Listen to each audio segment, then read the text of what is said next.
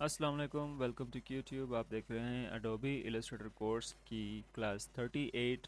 आज की इस क्लास के अंदर हम बात करने वाले हैं लेयर्स पैनल की, कि हम अपने आर्टबोर्ड्स के ऊपर जितना भी काम करते हैं वो लेयर्स की सूरत में कैसे हम अरेंज कर सकते हैं, और लेयर्स की मदद से हम अपने काम को, अपने आर्टवर्क को किस तरीके से ऑर्गेनाइज कर सकते हैं।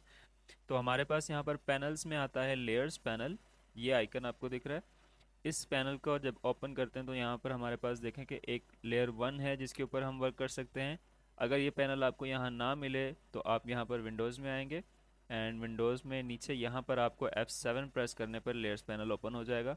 जैसे ही आप क्लिक करते हैं तो ये पैनल आपके पास यहाँ इनेबल हो जाता है। यहाँ इसको ड्रैग करके बाहर रखते हैं तो देखते हैं कि इस पैनल के अंदर क्या क्या ऑप्शंस हैं, और इस पैनल के इस्तेमाल से लेयर्स को हम कैसे एडजस्ट कर सकते हैं। तो जब हम अपने आर्टबोर्ड के ऊपर कुछ भी ड्रॉ करते हैं, कोई भी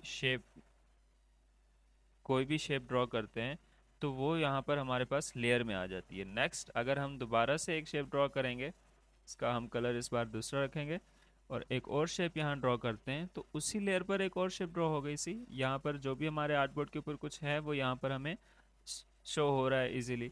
एंड अगर हम थर्ड शेप यहाँ ड्रॉ कर लेते हैं, जिसका हम कलर कोई और रख लेते हैं। हमने यहाँ पर 3 शेप्स ले ली। अब ये तीनों शेप्स हम देख सकते हैं सिर्फ इस एक लेयर पर हैं, लेयर 1 पर। तो जब हम इसके ऊपर इस ड्रॉप डाउन पर क्लिक करें तो यहाँ देखें कि पॉलीगॉन, रेक्टेंगल, एलिप्स, जो भी टूल हम यहाँ से यूज़ करेंगे या जिस भी टूल की मदद से हम अपने आर्टबोर्ड के ऊपर शेप बनाएंगे, वो यहाँ पर सब लेयर में आ चुका है। ठीक है, यहाँ पर तकरीबन उसी लेयर के अंदर सब लेयर्स हैं, उन सब लेयर्स में यहाँ पर हमारे पास ये सेपरेटली आ चुके हैं। यहाँ अगर लेयर्स के नीचे इन आइकन्स को देखें, ये आइज़ बनी हुई हैं। अगर इसके ऊपर आप क्लिक करते हैं तो ये आपकी शेप को इनेबल या डिसेबल करता है, यानी आपकी जो लेयर है उसको हाइड या अनहाइड करने के लिए यूज़ होता है। जब आप इसके ऊपर क्लिक करते हैं तो यहाँ पर देखें किस तरीके से ये शेप्स को हाइड या अनहाइड कर सकता है। सेकेंडली, यहाँ पर इस तरफ राइट साइड पर जो ये सर्कल्स हैं, ये आपके किसी भी ऑब्जेक्ट, किसी भी लेयर को सिलेक्ट करने के लिए यूज़ होते हैं। अब अगर आप इसके ऊपर क्लिक करें तो सी हमारा ये ऑब्जेक्ट सिलेक्ट हुआ। अगर मैं एलिप्स को सिलेक्ट करना चाह रहा हूँ तो इसके ऊपर क्लिक करूँगा तो यहाँ से ये सिलेक्ट हो जाएगा। जनरली हम यहाँ से भी सिलेक्ट कर सकते हैं, बट क्योंकि जब हम ज़्यादा इलस्ट्रेशन कर चुके हैं, बहुत सारी वर्किंग कर चुके होते हैं अपने आर्टबोर्ड के ऊपर, उसके अंदर बिल्कुल एक ऑब्जेक्ट को सिलेक्ट करना काफ़ी मुश्किल होता है। तो उस सूरत में हम लेयर पैनल का इस्तेमाल करते हैं। काफ़ी सारे यहाँ पर जब लेयर्स हों तो उनको ऑर्गेनाइज करने के लिए, उनके ऊपर वर्क करने के लिए यूज़ होता है। यहाँ पर फॉर एग्जांपल किसी एक सब लेयर को सिलेक्ट करना है और यहाँ से सिलेक्ट करना मुश्किल होता है, तो फिर यहाँ पर इस तरीके से इन आइकन्स, इन सर्कल्स पर क्लिक करने से यहाँ पर सिलेक्ट किया जाता है, और उसके बाद फिर उसके ऊपर वर्किंग की जाती है। नेक्स्ट, अगर हम देखें इनके ऊपर इस ड्रॉप डाउन को डिसेबल करते हैं तो यहाँ ये पूरा एक लेयर 1 के अंदर सब लेयर्स हैं हमारे पास। अगर हम इन तीनों को सिलेक्ट करके यहाँ राइट क्लिक करके ग्रुप कर देते हैं तो यहाँ देखें, अब लेयर 1 के अंदर हमारी इस एक लेयर 1 पे एक ग्रुप बन गया, जिसके अंदर हमारे ये 3 सब लेयर्स हैं जिनके ऊपर हमारे सेपरेट ये आइकन्स हैं। अब अगर हमें ग्रुप को सिलेक्ट नहीं करना, सिंगल आइकन को सिलेक्ट करना है, वैसे अगर फॉर एग्जांपल देखें तो जनरली जब हम सिलेक्शन टूल से इसको सिलेक्ट करेंगे तो ये कंप्लीट ग्रुप है तो ग्रुप ही सिलेक्ट होगा, राइट।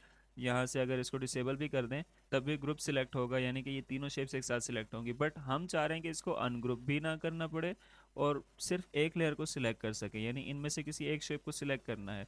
आज से कि मुझे पॉलीगॉन को सिलेक्ट करना है तो मैं फिर इस आइकन पर क्लिक करता हूँ आकर, तो सिर्फ पॉलीगॉन सिलेक्ट हो जाएगा। इसको मैं यहाँ से कलर को चेंज कर दूंगा।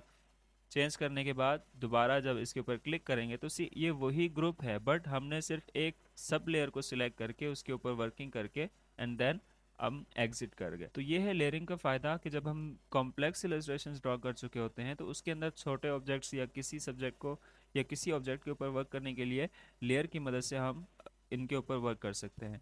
नेक्स्ट, यहाँ पर हमारे पास नाम आता है लेयर का। हम इसके ऊपर डबल क्लिक करके कोई भी नाम दे सकते हैं। जैसे यहाँ पर लेयर 1 है, ऐसे कि 3 शेप्स में इसको नाम दे देता हूँ,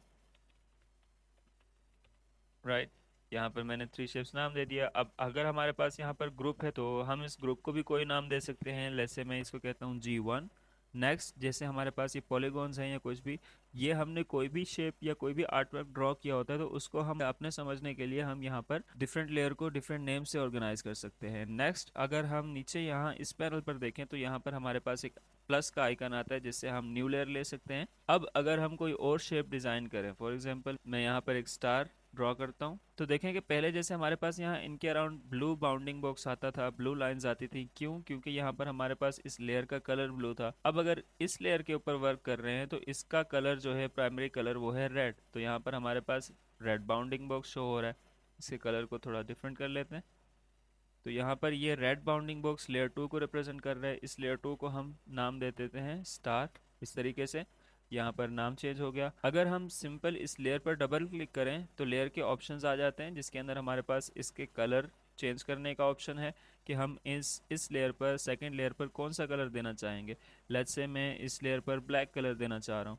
मैं यहाँ पर क्लिक करता हूँ ब्लैक, और उसके बाद ओके करने पर देखें कि इस लेयर के कंप्लीट कलर्स क्या हुए, ब्लैक हो गए। उसके बाद लेयर सिलेक्ट करने पर नीचे हमारे पास कुछ और ऑप्शंस आते हैं, जैसे हमारे पास ये ऑप्शन है क्रिएट न्यू लेयर का, जिससे हम न्यू लेयर क्रिएट कर सकते हैं। उसके साथ यहाँ पर डिलीट बटन है, जिसकी मदद से हम लेयर को डिलीट कर सकते हैं, किसी लेयर या फिर सब लेयर को। फॉर एग्जांपल मैं रेक्टेंगल वाली सब लेयर डिलीट करना चाह रहा हूँ, तो मैंने ये वाली लेयर सिलेक्ट की, डिलीट कर देता हूँ। तो यहाँ पर ये लेयर ऑब्जेक्ट के साथ डिलीट हो गई। जिस तरह हमने इस लेयर में देखा कि हमारे पास कुछ सब लेयर्स आती हैं, वैसे ही हम इस अपनी न्यू प्राइमरी लेयर पर भी कोई भी सब लेयर जितनी भी लेना चाहें वो लेकर उसके ऊपर वर्क कर सकते हैं। तो इससे क्या होगा कि हमारे पास जितना भी आर्ट वर्क होगा या हम जो भी नया काम करेंगे वो हमारी न्यू सब लेयर में आ जाएगा। देखिए कैसे हमने यहाँ पर क्लिक करने के बाद यहाँ हमारे पास सब लेयर आ गई। ये जितनी भी लेना चाहें हम ले सकते हैं। इन्हीं सब लेयर्स के अंदर मजीद लेयर्स ऐड होती जा रही हैं। यहाँ पर आता है हमारे पास मेक या रिलीज क्लिपिंग मास्क। अब क्लिपिंग मास्क क्या है, ये बिल्कुल एक डिफरेंट नया टॉपिक है। इस टॉपिक को हम नेक्स्ट क्लास के अंदर इंशाल्लाह डिस्कस करेंगे। देन अगर यहाँ देखें, सिर्फ इस आई आइकन के साथ, इस हाइड या अनहाइड करने वाले इस आइकन के साथ एक हमारे पास लॉक का टॉगल आता है, बटन आता है, जिसके अंदर अगर हम क्लिक करते हैं जिस पर, तो उसके बाद हमारी ये लेयर लॉक हो गई है। अब हम इसके ऊपर कोई वर्किंग कुछ भी नहीं कर सकते। मैं अगर यहाँ से पेन टूल लेकर कुछ ड्रॉ भी करना चाहूँ पेंसिल टूल से, तो मैं यहाँ कुछ भी ड्रॉ नहीं कर सकता। क्यों? क्योंकि ये लेयर लॉक्ड है, इसके ऊपर हम कोई वर्किंग नहीं कर सकते।